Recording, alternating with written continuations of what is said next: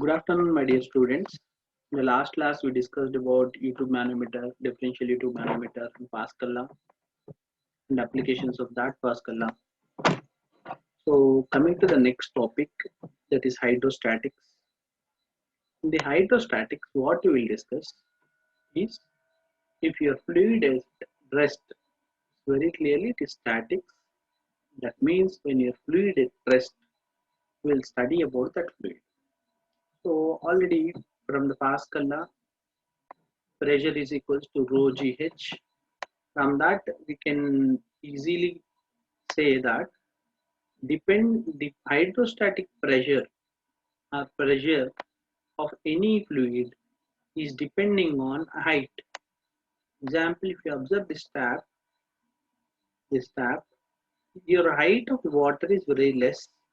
That's why the flow is less. You observe the height is very high.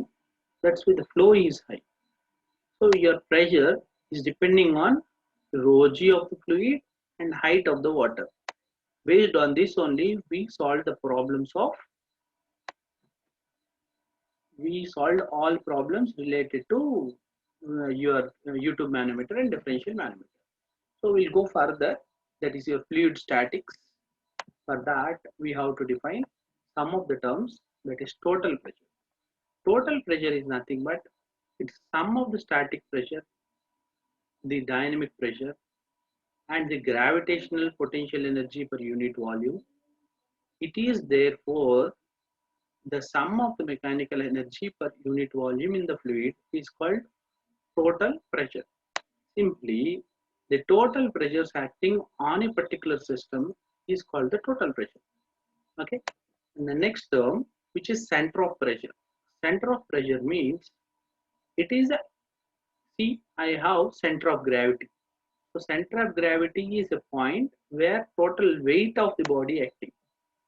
Similarly, center of mass where total mass of the body is acting.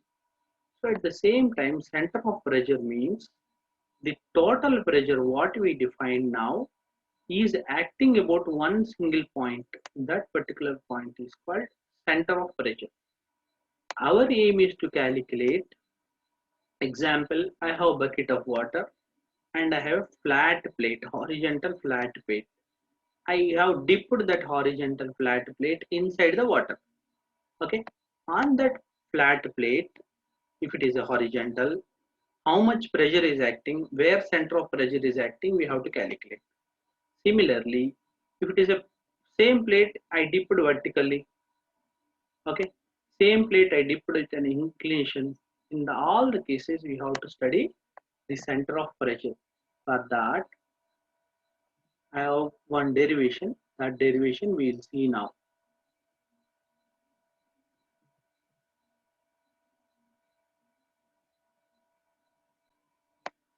For that, I have selected a block. Basically, it is a rigid body which is inside the water. You observe, this is the water surface level. Inside that there is a rigid body, and this image is taken from R.K. Bansal textbook. Okay, you can go through from there also. So that derivation only we are solving. So what we are solving is, I'll tell you. So what I'll tell you about this first. In the rigid body, I considered a small strip. This is a small strip whose depth is dh and whose breadth is b, the small strip. The height of the strip to the free surface is h. Okay, this total body has some weight w. It has w weight. This w weight is acting at one point, that is center of gravity. The distance from center of gravity to free surface is called h bar. Okay, I'll tell you what is h bar. And the point where total pressure is acting is called center of pressure. So from the center of pressure to free surface, whatever the distance is there, that distance is h star. Okay.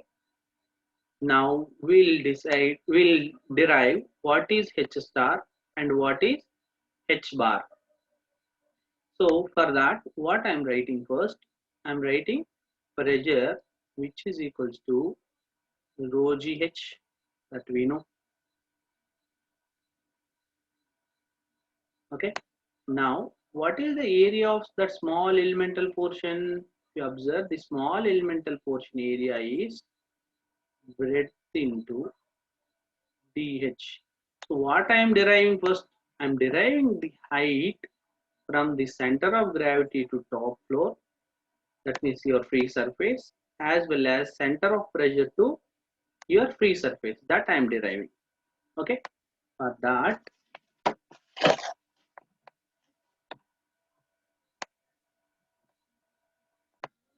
okay, actually there is a problem which is zoom out, then we'll make zoom in. So to 100%. Okay. Now what I'm doing, so the area of the small elemental strip is B into dH. Now we'll go further. What amount of force is acting on this strip, that we are interested to calculate. So how we'll write force, which is equals to your pressure into area, that I know. So how much pressure is acting?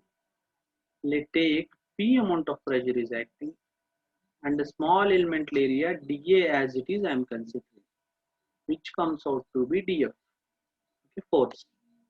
Now I want to calculate total force acting on the body, this rigid body. So then what you have to do? I have to apply integration. So if you apply integration, integral dF is equals to F, which is equals to, so pressure is written as rho gh. So integral rho gh into dA. So from this I can write F is equals to, this is F is equals to rho g is constant integral HdA. Okay. Now integral HdA is first moment of area. What is first moment of area? In the engineering mechanics, we studied about this first moment of area and second moment of area, which is nothing but centroid. First moment area is nothing but centroid. So what is centroid? It is the distance from your center to, that means your mass center or the gravity center to the top floor. That means your free surface. So I can write this as F is equals to rho g into this AH bar. So integral HdA is AH bar. Okay. I hope it's clear, which you learned in the first year. Okay. I'm going further. It is AH bar.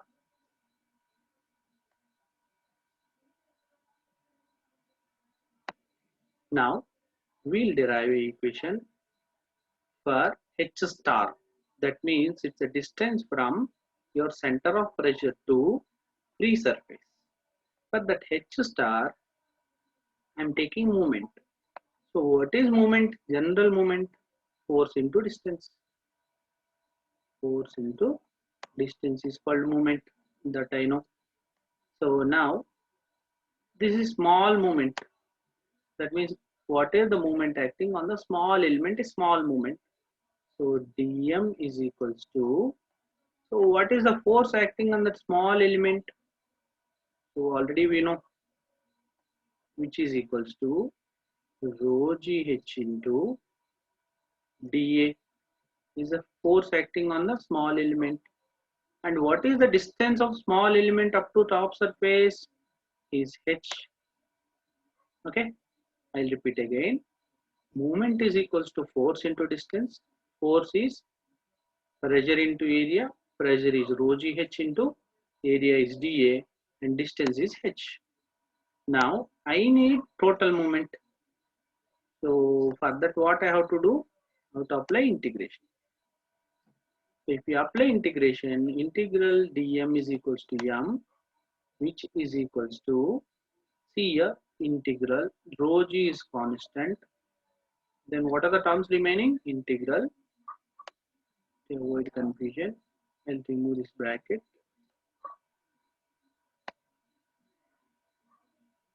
Okay, yeah. Now rho g I wrote outside. What are the remaining terms? H into h square into dA. So h square into dA is called moment of inertia or second moment of area. Second moment of area, which is nothing but moment of inertia of the body. So moment is equals to rho g into moment of inertia of the body about its base. Now let keep this equation as second equation or first equation, because till now I have not wrote any equation. Keep this equation as first equation. Now you can see here force into h star, which is equals to rho g I naught, because the movement of this particular body, total body, is capital M, which is equals to the force acting on the body into h star, because the total pressure force is acting about this point. Force into distance gives the moment. So force is F and h star is the distance. Our intention is to calculate this h star. Okay. Now what is the force?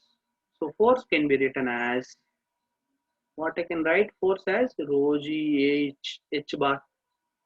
So this can be written as rho g h bar into h star is equals to rho g into I naught. Now I can cancel this rho g and rho g. And what are the remaining terms I have? So h star is equals to I naught by h bar. So this is the equation we have till now. Let's consider this is equation 2. Okay. So there's a small part of the derivation left that I'll write here. So this h star is also written as Ig plus AH square by h bar. I hope you remember this from first year or second year engineering mechanics, where you study second year engineering mechanics.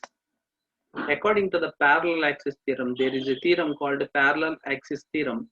From the parallel axis theorem, I can write moment of inertia about origin is equals to moment of inertia about center of gravity plus product of area into square of distance. So this parallel axis theorem I have applied here. Then this h bar is comes out to be, sorry, h star is comes out to be Ig by Ig plus AH square by h bar, or also written as I naught by h bar. Both the way you can write this moment of inertia. Okay. Now I'll repeat at the end. That is h star is equals to, how can I write? If you write this h bar, then it comes out to be Ig by AH bar plus h bar. Like this also you can write. Now what is h bar and h star? I'll repeat. H bar is the distance of your center of gravity to free surface, and h star is the distance from your center of pressure to free surface. Okay, I'll repeat derivation once again. First I wrote total force acting on the object. Based on the force acting of the object, so if you extend, that means if you apply integration, then you will get force acting on the object. Okay, this is also one of the formulae to be remembered. Then I'll go to moment acting on the object. Based on the moment, I have derived the equation for h star. Okay, if you are interested to calculate h bar, this I will use. Okay. If you are interested to calculate H star, that means distance of center of pressure to free surface, then I will use this formula. Hope you understood this lecture. If any doubts, you can feel free to ask me in the discussion session. Thank you one and all.